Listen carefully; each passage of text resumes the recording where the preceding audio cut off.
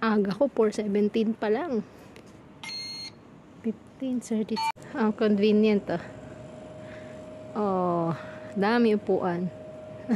Yung train na sasakyan mo, dyan pa. Wala, 4:40 pa. Saan mo itingin? Napakaaga, wala pang tao. Pero convenient dito kasi, pwede ka umupo. Diba, habang nag-aantay ng train.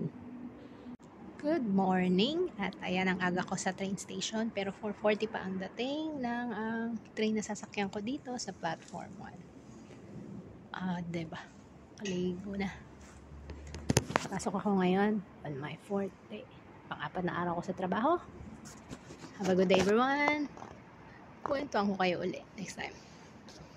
Naglalakad ako 20 minutes in the morning para makarating dito sa train station. Gumigising ako ng 3:15. Ngayon, in-adjust ko 3:15 kasi 3:30 last time. Alright. Follow for more!